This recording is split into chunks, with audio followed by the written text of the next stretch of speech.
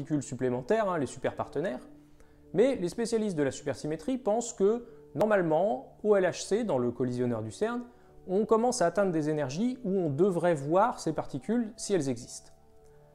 Si dans les prochains runs du LHC qui vont avoir lieu dans les prochaines années, on ne voit aucune de ces particules supersymétriques, ça peut signifier que la supersymétrie n'existe pas, et donc ça serait un sérieux problème pour la théorie des cordes. Si finalement la théorie des cordes devait finir par être démentie expérimentalement, bon, ça serait quand même pas la fin des haricots. C'est vrai que c'est jusqu'aujourd'hui l'approche qui a été le plus étudiée, mais c'est pas la seule qui existe pour essayer de fabriquer une théorie de la gravité quantique. Et notamment, il existe une autre approche que j'ai déjà mentionnée qui s'appelle la gravité quantique à boucle. Pour comprendre en quoi la gravité quantique à boucle diffère de la théorie des cordes, il faut se rappeler que le point de départ de tout ça, c'est que la quantification perturbative de la relativité générale donne des infinis.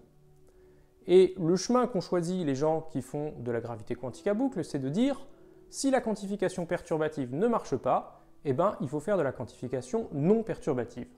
Le problème, c'est que faire de la quantification non perturbative, c'est beaucoup plus difficile. Ça oblige notamment à utiliser des objets mathématiques qui sont beaucoup plus complexes, et donc c'est en quelque sorte le chemin difficile. Le gros avantage, c'est que la gravité quantique à boucle, elle n'a pas besoin de faire des hypothèses supplémentaires sur des choses qu'on n'a jamais vues. Par exemple, elle n'a pas besoin de supposer que le monde est fait de petites cordes, elle n'a pas besoin de supposer qu'il y a la supersymétrie, et elle n'a pas non plus besoin de supposer qu'il y a des dimensions supplémentaires. Mais bon, tout ça, je vous le raconterai une prochaine fois. Merci d'avoir suivi cette vidéo, n'hésitez pas à la partager pour faire connaître la théorie des cordes au monde entier. Vous pouvez vous abonner à la chaîne, vous pouvez me retrouver sur mon blog qui s'appelle Science Étonnante, et vous pouvez également me suivre sur Facebook et sur Twitter. Si vous ne les avez pas déjà vus, bien sûr, je vous invite à aller voir mes vidéos.